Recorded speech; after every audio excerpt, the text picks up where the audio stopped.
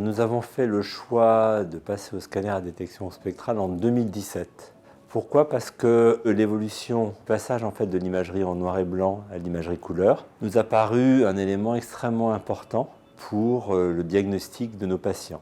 Donc systématiquement, en fait, on peut revoir les images en mode spectral et donc améliorer la qualité de notre diagnostic. La technologie de détection spectrale est innovante parce qu'elle part du détecteur et qu'elle permet de faire une acquisition spectrale pour tous les malades. Elle a permis d'ouvrir une augmentation de la sensibilité à l'iode, donc de diminuer les doses de produits de contraste. Elle permet également de faire tous les patients, même les patients qui ont une IMC élevée.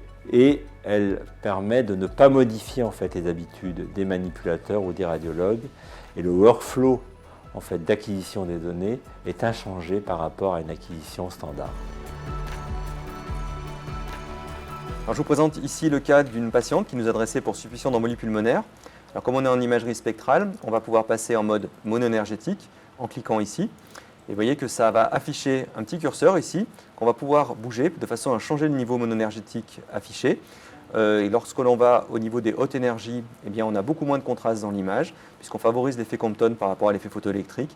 Alors que quand on descend en direction des basses énergies, vous voyez qu'en favorisant l'effet photoélectrique, on va rehausser l'iode à l'intérieur des vaisseaux. Et vous voyez qu'on voit nettement mieux notre défect au niveau de l'artère pulmonaire ici. Une fois qu'on a fait ça, on peut passer en imagerie Z-effectif, qui est particulièrement efficace dans la détection des embolies pulmonaires parce qu'elle va nous permettre de voir les trous de perfusion.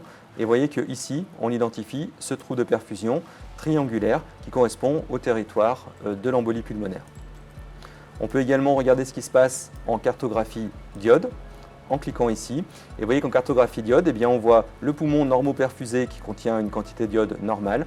Et alors que le poumon hypoperfusé du fait de l'embolie, vous voyez, on visualise ce défect qui apparaît ici bien triangulaire. Il y a une nouvelle voie qui s'ouvre pour l'imagerie tomodensitométrique avec l'imagerie à comptage photonique. C'est en fait de l'imagerie entre guillemets moléculaire, spécifique, grâce à l'imagerie uniquement du produit de contraste. L'aventure du SPCCT pour spectral CT à comptage photonique, elle date de 4-5 ans. Un élément important en fait de cette technologie à comptage photonique, c'est l'imagerie K-Edge. Voici les images d'un premier patient qui est passé sur le scanner spectral à comptage photonique, notre prototype qui est maintenant capable de faire de l'imagerie cardiaque en très haute résolution, comme vous pouvez le voir ici. Nous avons également la possibilité maintenant de visualiser le réseau coronaire en 3 dimensions, en volume rendering, avec une précision diagnostique qui est incroyable. Vous voyez l'ensemble des branches qui sont actuellement segmentées.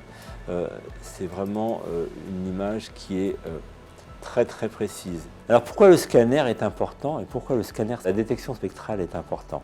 Car l'amélioration de la prise en charge diagnostique permet d'éliminer d'autres examens et donc permet d'aller également plus vite dans la prise en charge de ces patients en urgence. Donc c'est vraiment le futur et l'avenir, non seulement parce que ça améliore la qualité diagnostique, mais également parce que c'est coût efficace dans le contexte actuel de, entre guillemets, la crise économique. En 2017, quand on a discuté avec les équipes Philips, on a déjà anticipé la suite. Un détecteur de 8 cm nous paraissait très important, en particulier pour les applications cardiaques, les applications pulmonaires ou pour les applications vasculaires. Donc ce détecteur de 8 cm, avec une vitesse de table qui est beaucoup plus rapide, va nous permettre d'améliorer encore grandement la qualité de nos images standards ou images spectrales.